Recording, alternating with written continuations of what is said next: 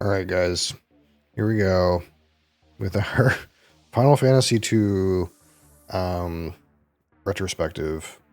It's been a little while since we completed 2. Again, as of this recording, I'm currently in the late stages of 4, so I'm going mostly by the memories of that I formed of 2. So it's not really super fresh, but we'll we'll have some things to talk about with Final Fantasy 2. Um, we'll say, spoiler right out the gate, that it was not as good as 1 for me. Maybe that's not a surprise, but let's get into it a little bit. Okay, so with Final Fantasy 2, you get in there, you name some characters, but you don't have any classes to pick. And, you know, that's fine at first. It's like, okay, well, maybe these are more real characters than generic warrior, generic white mage, generic black mage. You got some characters, they got some names. I renamed them to guys from the stream, and it was we're fine with that at first. Got into the gameplay, and then we realized that first of all, one of the characters that you get, and if you named him and wanted him to be part of the game, he just disappears until like way at the end of the game. So unfortunate for one of our viewers, his character basically was not in the game until the very end. So that was maybe not great. But the game system doesn't really give these characters classes. I mean, they kind of like they have some basic stats. This is just for someone who's an expert in Final Fantasy 2 and how that game's mechanics and skills and character development actually works. Maybe you can correct me, but my understanding is like the characters had some basic stats, but they kind of like seem to learn stats based on what they were doing or how or like if you had a guy who by default had lots of strength, but he just gained more strength if you gave him weapons to hit things with, this kind of idea. Rather than it being specific classes, it was kind of like characters were gaining kind of skill in the classes that they were doing, if that makes any sense. So there was a weapon skill system. So like, if you have swords on a guy, he learns swords better. And there was also seemed like when you leveled up, it kind of felt like if you were leveling up hitting things, you would get more strength. And if you leveled up casting things, you would get more int. Sort of. I had the characters that I were given were like a guy that seemed like he wanted to like hit things, and a guy that he seemed to want to be tanky, and a chick with a bow that had healing spells. And I didn't have a wizard. Didn't seem to have an option to have a wizard. I could have like tried to make one of my tanky guys a wizard, but I kind of like sort of just didn't have a wizard, even though the game kept feeding me black mage wizard kind of spells. I couldn't really seem to want to know what character to put them on, and the character that I kind of envisioned to put them on, he didn't exist. And actually, when we found him later, he was also just another warrior type guy. I don't know who was supposed to cast the wizard spells. But anyway, it kind of was clunky and janky. The weapon system was clunky and janky. The character development was clunky and janky. There's no like real clear character development. Like you didn't want to change. You find a new item, didn't want to change weapons on a guy because the wrong weapon type. You kind of got spells for wizards and kind of felt like you didn't really have a wizard. The class identity was pretty shot. Okay, so we already got a couple things we didn't like. The character development system's mucky. You lose a character right away, and that was kind of mucky.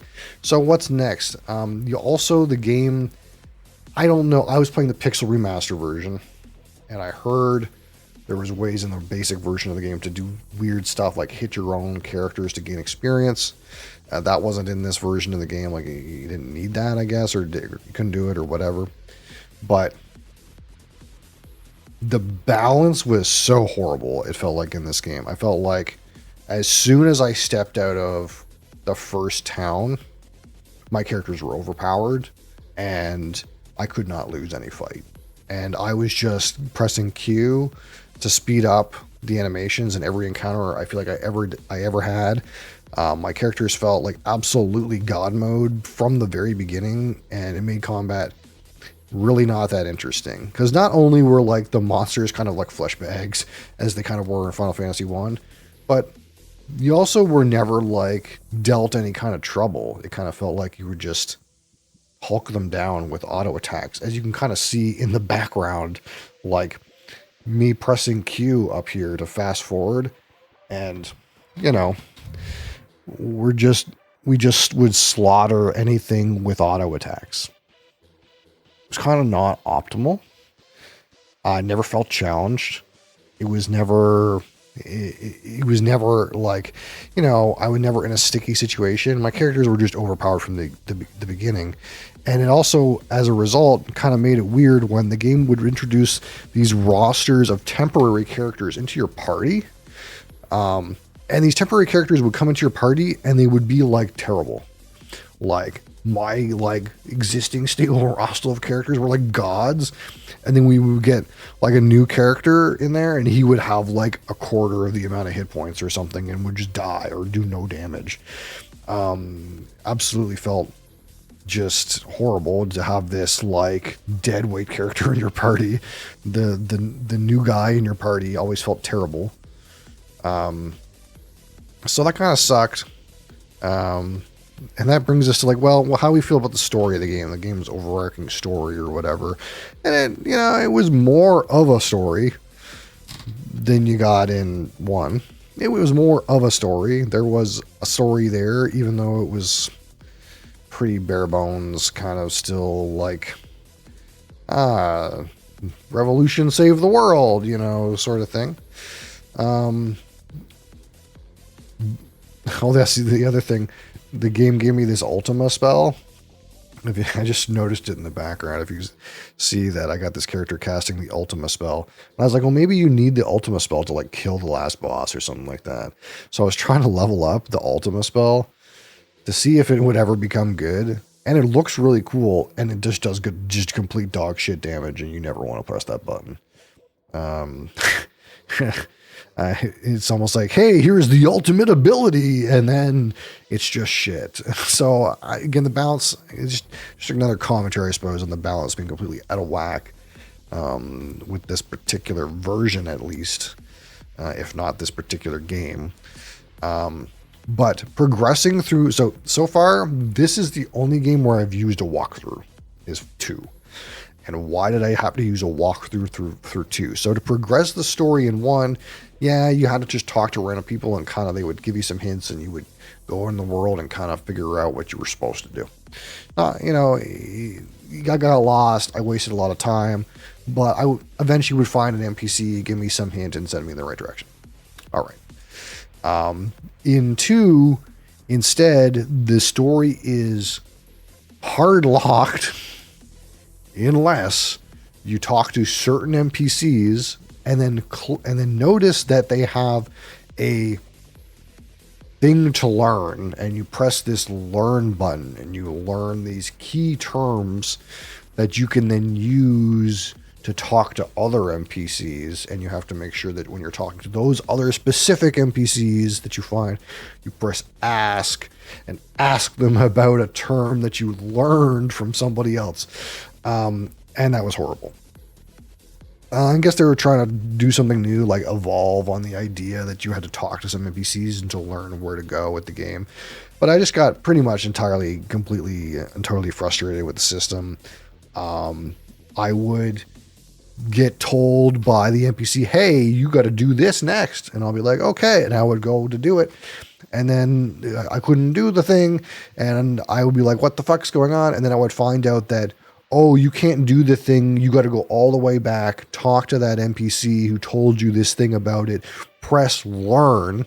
So you would learn some key term and then go to this other place and ask that guy and press the ask about this key term that you didn't even know you didn't learn from the other guy. And that's why you were stuck. It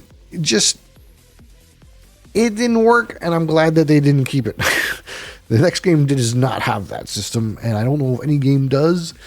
I'm sure there are games with like the idea in their design is like you have to like talk to NPCs and learn a thing so you can talk to other NPCs and ask them. But the way it was implemented here was just god awful, and I hated it. And I used a walkthrough for the whole game. And even though I was walking through the game and effectively speedrunning it, my character still felt blatantly broken and overpowered the whole time. I guess up until this point where we were fighting the last boss and I couldn't face roll him.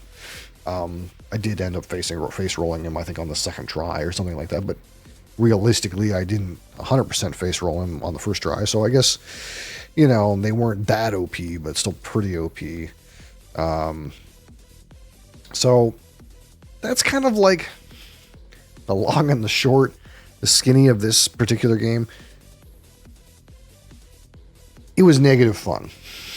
To steal a term that my brother coined once upon a time is this game was negative fun. I did not enjoy this game.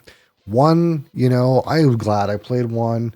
It wasn't advanced, but it was a good classic RPG adventure. I enjoyed my time with it. I did not like playing this game. I did not look forward to playing it. Every time I played it, I felt like it was fucked.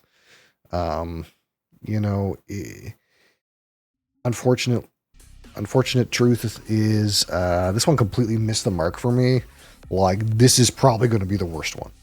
I don't like, they would have to seriously fuck up another game for it to be as bad as 2 was for me.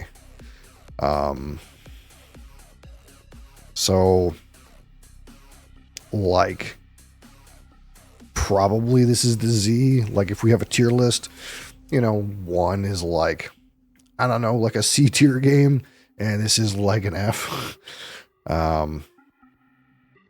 So we'll see how we feel about them going forward. We'll probably actually make like a real tier list in some of the retrospectives going forward, but this one in particular, oof. If I wasn't told that like some of these first games were really rough, and I played this one, I might not want to play anymore. This one was not good. It went in a terrible design direction. Felt like the design completely tanked in every possible way that it could have. Yeah. We'll see how we feel about 3, about the next one. I've already completed 3. I know how I feel about it. I will provide another retrospective, hopefully next week. I'm on 3. So stay tuned for that. I won't provide any spoilers how I feel about 3, but 3 is coming. 2 is god awful. Just absolutely terrible. So, till next time. Thanks for watching. Peace!